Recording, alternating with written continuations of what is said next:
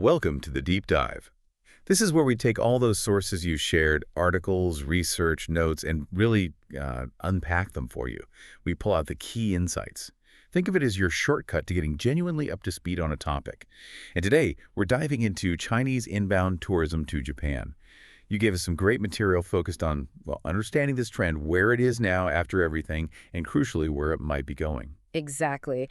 And our job here is to analyze this stuff mostly from a Japanese IT journalist's perspective, looking at Chinese trends to get a handle on the current situation, what really drove that pre-pandemic boom, what might happen next, and also what factors are shaping that recovery timeline, especially from the Chinese point of view. Yeah, and it was such a big deal before the pandemic, wasn't it?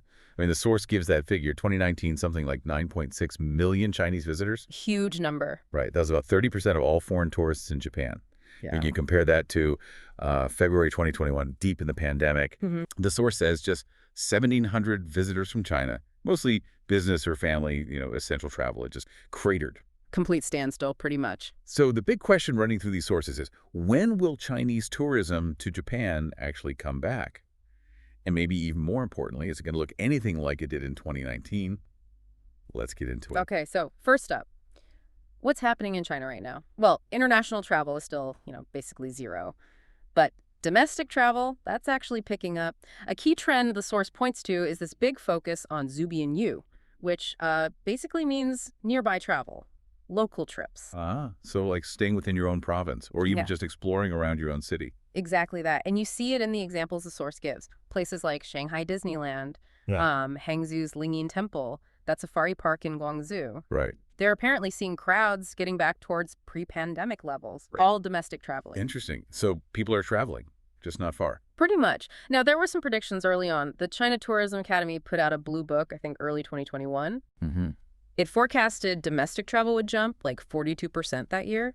And it also predicted big percentage increases for overseas travel from China and inbound travel into China, like 70% and 65% up.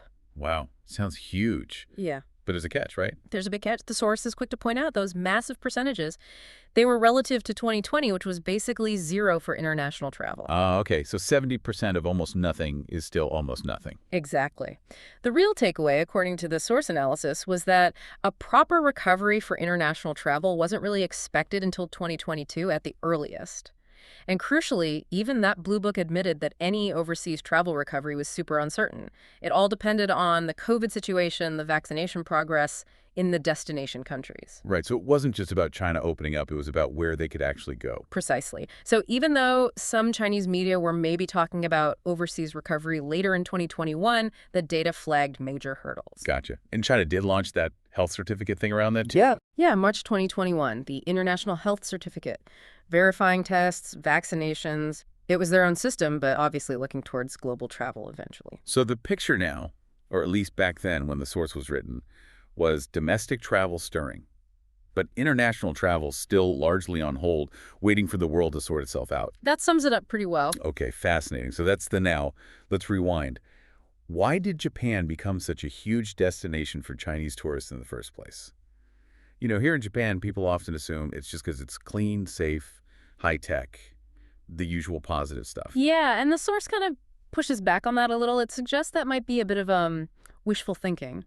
Well, it's not saying Japan isn't seen positively, but it argues Japan is one of the countries people want to visit, not necessarily the automatic #1 choice for everyone.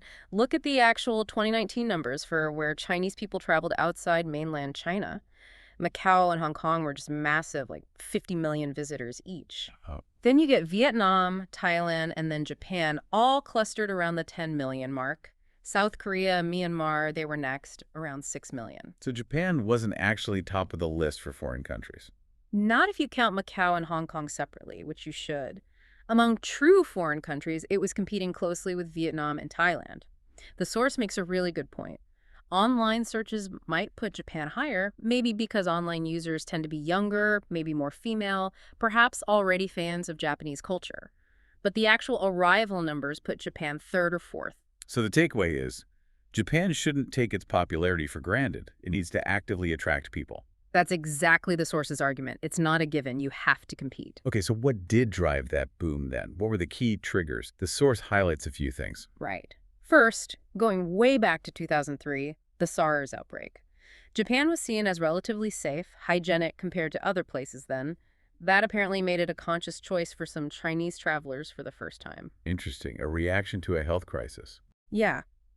Then, something the source really emphasizes as important, a 2008 Chinese movie, If You Are the One. Oh, yeah. I haven't heard of that one. Part of it was set in Hokkaido. Apparently, it caused a huge surge in interest, especially among young women, a major cultural touchstone for travel. Wow, okay. A movie effect. Then, around 2010, you had policy changes lining up. China made getting passports easier. Japan eased visa rules for people with, enough money. Plus, the Chinese economy was growing. People could afford to travel independently. Right. The rising middle class. And proximity helps. Shanghai to Tokyo is what, 3 hours? Cheaper and quicker than flying 5 or 6 hours to Thailand or Vietnam? Makes sense. Simple logistics. And then the big one, WeChat Pay. Its formal launch in 2013. That made paying for things super easy. Ah, mobile payments. And that, according to the source, directly enabled the phenomenon of bakugai. Explosive shopping. I remember that. Right. But the source argues the real driver wasn't just wanting Japanese goods or buying souvenirs. It was the potential for profit. Profit. Through WeChat. The system was buy stuff in Japan, advertise it to your contacts back home on WeChat Moments, get paid instantly via WeChat Pay, then ship it back using couriers. The source even mentions the cultural thing of adding a commission, even for friends. It literally made the trip potentially pay for itself or even turn a profit. So it wasn't just shopping. It was like micro import-export businesses fueled by travel. That's the core insight the source provides. It was a business model enabled by tech that drove a huge chunk of that travel. Mind blown. Okay. Now, to be fair, the Japanese side did start adapting. Tourism folks started focusing more on hospitality, creating experiences, trying to build that base of repeat visitors. Japan fans who'd come back for more than just shopping. Right, trying to move beyond just being a giant retail outlet. Exactly. But then the pandemic hit and basically reset all that effort. Okay, so we've got the past drivers, perceived safety after SARS, the movie effect, easier travel, proximity, and crucially, this bakugai profit motive. So the big question the source tackles is, are those reasons still valid now? Yeah, let's break that down. First, hygiene and safety. This is where it gets awkward. Uh-oh. The source points out that Japan's, longer struggle with COVID compared to other developed Asian countries that actually surprised people in China. It raised questions about Japan's famed cleanliness and public health system. Plus, Japan's vaccination rollout was slower than China's initially. The source warns pretty clearly, if Japan can't effectively control outbreaks, especially in winter, that image takes a hit and becomes a real deterrent. That's a significant shift in perception. Okay, what about bakugai? The profit shopping. Dead. Over. Finished. The source is very clear on this. Really? Completely gone. Why? Two big reasons that hit around the same time. First, China brought in a new e-commerce law in January 2019. Okay. It basically said if you're selling stuff online, even as an individual, you need a business license. You can't just claim it's personal use anymore when you bring goods back. That means paying customs duties, registering. It killed the profit margin for those individual WeChat resellers. Regulation catches up. Exactly. And second, at the same time, huge cross-border e-commerce platforms like Tmall Global really took off. Right, like Alibaba's international sites. Yeah. They buy Japanese goods in bulk, handle all the logistics and customs legally, and can often sell them cheaper in China than an individual trying to do the bakugai thing. Japanese products are easily available online now. So there's no need for the personal shopper arbitrage anymore. Pretty much. Maybe for some really niche items. But the mass bakugai trend, gone. That engine has stopped. Wow, that is fundamental. Okay, what about the third driver? The media influence, like that movie. Inspiration is still absolutely key. But the medium has totally changed. Forget movies and TV for travel inspo, the source says. So what is it now? Short video, doing TikTok's equivalent kuaishu. That's where people get travel ideas now. The source gives the example of Chinese domestic tourism. Even during lockdowns, tourist spots were using short video, live streaming scenic views, cloud travel, they called it, to keep people engaged. Maintaining that mental connection. Right, and that helped drive the domestic recovery when things opened up. They stayed top of mind. So how's Japan doing on that front, according to the source? Not great is the short answer. The source suggests Japan's presence on these crucial platforms is weak, or at least not focused on tourism promotion. You see Japanese videos, sure, but they're often personal vlogs, someone eating, kids going to school, quirky vending machines, interesting cultural snippets maybe, but not designed to make someone book a flight. Not strategically targeted at potential tourists. Exactly. The source argues Japan's brain share is fading in this new media landscape. Meanwhile, other places are using it effectively. Like who? Chongqing in China is mentioned known as the 8D Magic City because of its crazy multi-level urban landscape.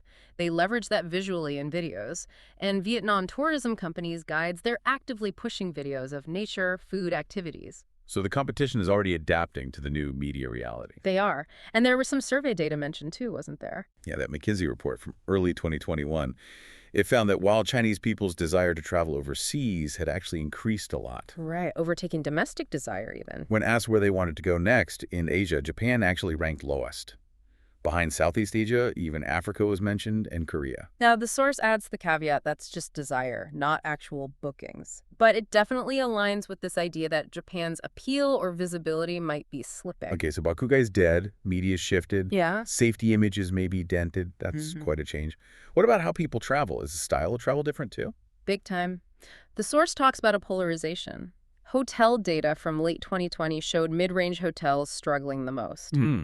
But economy hotels and luxury hotels recovered faster. It suggests trips are either becoming more budget-focused or more high-end, less in the middle. Interesting split. What else? Cruise travel took a hit, probably unsurprising given the fear of outbreaks on ships mentioned in the source. Yeah, that makes sense. But here's a growth area the source flags. Small groups. Small groups, like tour groups. Smaller than traditional tours. Think maybe 4 or 5 people, often a family unit, maybe with grandparents, or a group of friends traveling together, usually with a guide. Ah, okay. Why is that catching on? Several advantages, according to the source. You share costs. You often use a private van or car, which feels safer, hygiene-wise, and it's more efficient than navigating public transport, especially with kids or older folks. Right. And you can customize the itinerary more easily than a big bus tour. It's seen as a good middle ground between a fully independent trip, which can be daunting, and a large, inflexible tour. And the source sees an opportunity for Japan here. Definitely. Especially targeting those small family groups, particularly ones with young children. Why the focus on young kids? Because Japan, the source argues, actually has really good infrastructure for traveling with little ones. Things many Chinese travelers are surprised and impressed by. Like what? Elevators everywhere, changing tables, baby beds in restrooms, dedicated space for strollers on trains. Things that just make the logistics way easier compared to many other destinations. Ah, practical advantages. Exactly. So the source suggests Japan could actively market itself to, say, parents traveling with grandparents and preschool kids, offering packages based around a guided van, playing to existing strengths but for this emerging travel style. That's a concrete suggestion. Okay, so putting all these trends together, what's the overall forecast from the source? When might things really recover? Well, the source offers what it calls a conventional prediction based on these trends. It's cautious. Maybe, just maybe, some young backpackers start trickling back around summer, perhaps linked to the Olympics buzz, however that played out. Right. Then perhaps small guided family groups starting to appear around the autumn holidays, like China's National Day. Okay. And the potential start of a more full-scale recovery, maybe around Chinese New Year in 2022. So a gradual phased return starting small. That's the conventional view. But, and this is the huge, but the source hammered home this prediction is entirely dependent on one massive unknown. Let me guess. Japan's COVID situation. Bingo. Japan's infection rates and vaccination progress. Any significant delays or setbacks there, the source is clear, will push that whole timeline back no matter what the demand looks like from China. It really underscores how interconnected everything is. Individual actions matter, masking, etc. But the national picture is paramount for international tourism. Absolutely. It's the biggest variable. So, given all this uncertainty, what should Japan's tourism industry, local governments, what should they be doing right now, according to the source? The number one recommendation is consistent information dissemination. Keep communicating. And specifically, use short videos. Okay, why is that the key? More than just official statements. Yeah, the thinking is just seeing news headlines about infection numbers can create anxiety. It often lacks context. Videos, especially from a local perspective, showing everyday life in tourist areas, how shops are open, safety measures in place, people moving around normally or safely, Hmm. that builds a sense of reassurance. It makes it feel real and manageable. Showing, not just telling. Exactly. The source also notes many people in China might not realize that some regions in Japan managed COVID much better than, say, Tokyo or Osaka. Videos can show that local reality. And highlighting those specific advantages. Yes. Use short videos to show off those family-friendly facilities. Wow. A quick clip of a clean changing table in a public toilet. Or the designated stroller space on a train, things that might seem mundane but genuinely impress Chinese families and address their practical concerns. So targeted, reassuring visual communication through the channels people are actually using. That's the strategy.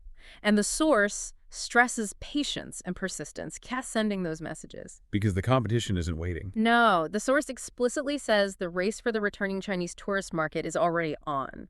Places like Vietnam, Thailand, they're actively broadcasting their appeal using these methods. Japan needs to stay visible, maintain that brain share during this downtime. Okay, let's try and wrap this up, summarizing the key takeaways from this deep dive into the sources you provided. It seems Chinese tourism to Japan is facing a really fundamental shift. Yeah. That whole bakugai shopping driver, it's gone. How people get travel inspiration. Moved to short video. Japan's image on health and safety, it's taken a knock. And the biggest question mark is Japan's own handling of COVID. It's definitely not going to be a simple flip back to the way things were in 2019. That's clear. So for you, listening, understanding these shifts, Yeah. it's vital, isn't it? Whether you're actually in the tourism industry or maybe involved in business or even just curious about how global events change travel. Absolutely. It's not just about sitting back and waiting for normal to return. It's about understanding that the landscape itself has changed. A new game, almost. So here's something to think about, a final provocative thought based on all this. Given these really deep changes, the source outlines and why people travel, how they consume media, the types of trips they prefer.